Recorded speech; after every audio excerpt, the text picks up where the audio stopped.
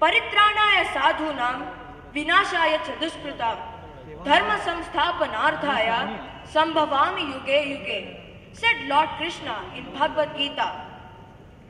This is a long story of 85 years, but I shall make it short.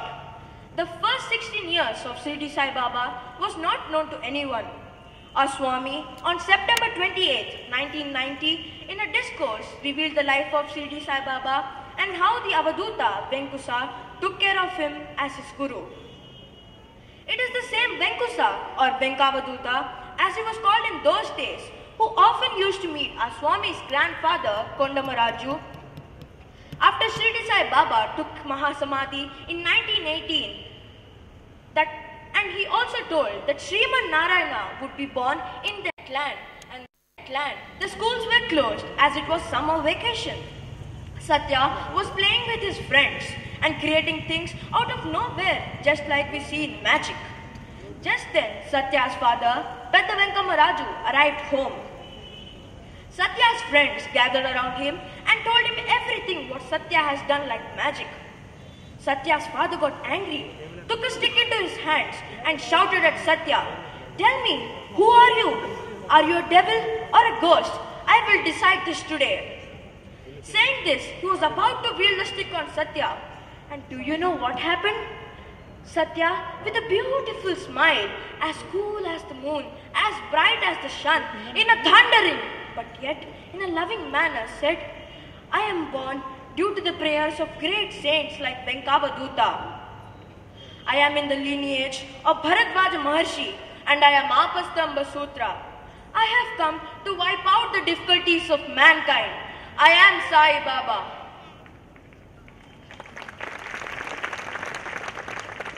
On hearing the name of Venkavaduta from Satya, the stick in the hands of Pedda Venkamaraju fell down. He immediately realized that the child referred by Venkavaduta as Sriman Narayana was none other than Satya, our Swami. It was October 20th, 1940, exactly 75 years ago, in Urvakonda. This young Satya left the doorstep. He flung his bag of books and in a ringing tone said, "Nenu Saini Teliyumu Nikkamuganu Mamata Bahyamu Yatnamul Manukolamu Sambandhaminka Kadu Nanbatti Mari Yetti Ganunikaina."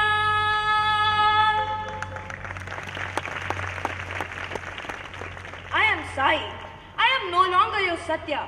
I don't belong to you. I have my work. My devotees are calling me. I am going. I can no longer stay here. From now on, your ties to me are dead. Not even the greatest can bind me. Saying this, Satya walked to the neighbor's place, sat on a stone in their garden where people flocked, and sang his first bhajan, declaring his avatar, "Manasa Bhajare Guru Charanam, Dustara Bhava Sagara Taranam." This apostle of love, this eternal charioteer, this savior of the world, this Lord of the universe, Sri Satya Sai, thus became the supreme master of millions and millions of people. Across the world, over 175 countries, he established the mission that he has come for, Dharma Sthapana, Veda Poshana and Bhakta Samrakshana. We, the children of Sri Satya Sai, are immensely blessed to be the contemporaries of this Paripurna Avatar.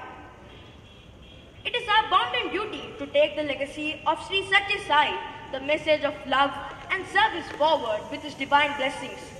Swami, please do give us your divine blessings and guide us today, tomorrow and ever after to be thy worthy instruments of this mission. I would like to end my talk with a beautiful poem narrated by Swami about himself. Ananda Balude, Ananda Balude, Tanavari Gurtimpa Tarali Vache, Ramachandrude, Ramachandrude, Tana Bantulanu Tanu Gonagavache, Aishude, Balasai Nedu, Tana Gumputo, నాడు కొనగవచ్చే ఆ మహావిష్ణువే ఈ మహీ విష్ణువై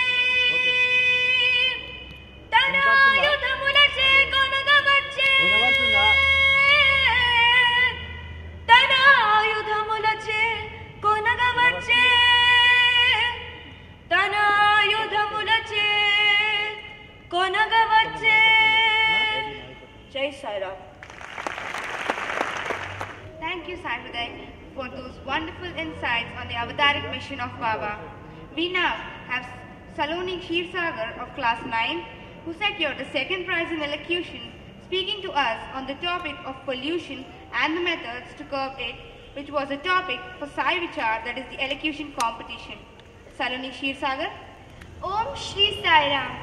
My humble pranams to the lotus feet of our most loving Mother Sai, our First Lady of the twin states of Telangana and Andhra Pradesh, our Lady Governor, distinguished guests, elders, and my dear brothers and sisters.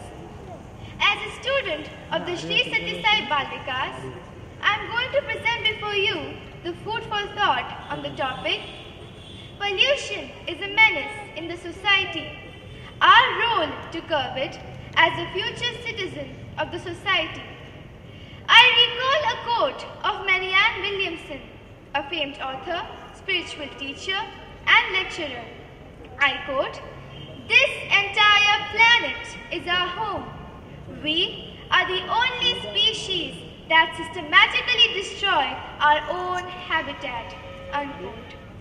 Normally, when we hear the word pollution, we always correlate it to air, water, or noise pollution. This is what we read in the newspapers and are also being made aware in schools through newspapers,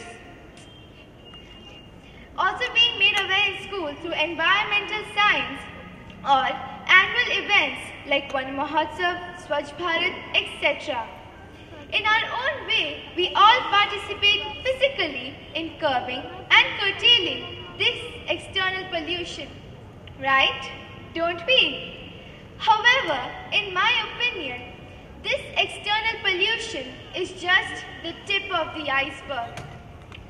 Also physically, we only see the tip of the iceberg and not what is beneath it, the real destructive object, isn't it?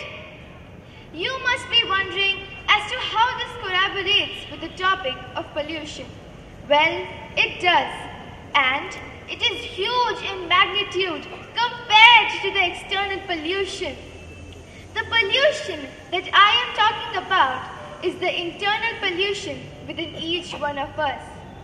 Today, the world is getting externally polluted purely because of this internal pollution in us.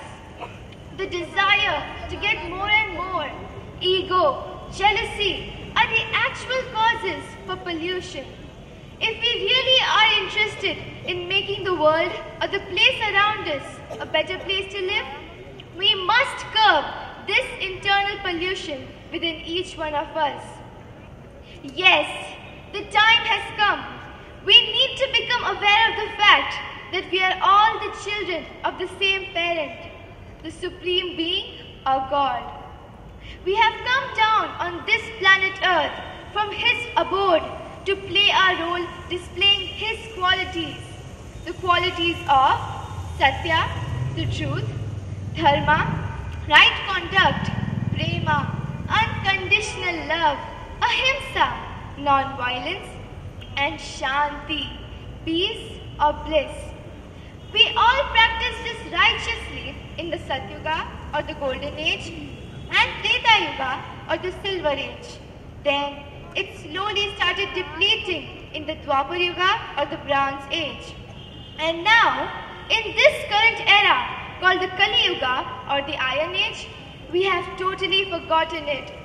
Instead, we have acquired negative qualities or vices like greed, ego, pride, hatred, attachment, the so-called internal pollutants or the Arishad Vargas. The Supreme Being in the form of our beloved Baba is making us deep sleep and making us aware of who we are, what our original qualities are, and how do we play our role on this Mother Earth. Let us all resolve today, this moment, this minute, that going forward in our lives as the Bal Vikas children, we will deter these internal pollutants and become a worthy child of the Bhagwan Sri Sathya Sai Baba. I quote Swami, "Nature is more progressive than man, and to protect nature, man has to make use of it within limits.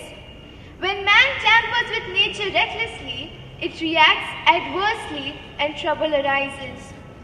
In order to protect nature, man has to place a limit or a ceiling on desires. Pollution started from the prehistoric times when man created the first fire." Unquote. So my dear brothers and sisters, let us all wake up from our ignorance, imbibe and display our true qualities as made aware to us by our beloved Baba. Let me end by quoting what Martin Luther King Jr. said. I quote, "Our lives begin to end the day we become silent about the things that matter." Unquote. Samasta loka sukhino bhavantu. Sai Ram. Every human being needs love, inhales love and exhales love. Love is the basic breath. Everyone is the embodiment of love. Love knows no fear. It seeks no rewards. Love is its own reward. Unquote. It is with pure love for mankind that the Lord descended on earth to make our lives meaningful by founding the Sri Sathya Sai Seva organization. The members get an opportunity for spiritual advancement by rendering service with love. The principal objective of the organization is to help the individual to be aware of the divinity within him. The organization is widespread in around 175 countries besides every state in India. It renders services in 3 wings, namely spiritual, service and educational. Spiritual activities include devotional singing, study circles, public lectures, seminars, meditation and many more for individual upliftment of the soul. Service activities include Medicare, social care and agri-care for the betterment of the community at large. Educational activities cover Bal Vikas and education in human values programs for children. In Hyderabad, the Bal Vikas wing is widespread with total 108 centers and 2,700 children in all the 3 groups. The classes are conducted at residences, mandirs, schools, slums, villages, at jails, etc. There are 173 trained gurus. The focus of Bal Vikas is development of physical, intellectual, emotional, psychological and spiritual aspects of the child. Children are encouraged to participate in various events throughout the year. Bhagwan Sri Sathya Sai Baba started Bal Vikas in the year 1967 for Loka Vikas. We now present to you a short video on the activities done by Bal Vikas wing. Thank you. Om Shri Sai Ram. Culture and heritage. Veda Patanam for Loka Kalyanam. All the occasions in our culture start with Veda chanting. Our Bal Vikas children continue this tradition by participating in Veda chanting. Sarvaroga Nivarini Gayatri. Repetition of God's name is the only means of liberation that is easily accessible to all. 1,675 children and 1,005 devotees participated in 108 times Sai Gayatri Nama Japam with Tandularchana. Samyak Kirtanam Sankirtanam. Around 500 children and adults had participated in 108 times Hanuman Chalisa Parayanam and Abhishekam. Matru Devo Bhava. Mother is the first guru and guide a child has. If our mother is satisfied with us, the whole world is satisfied.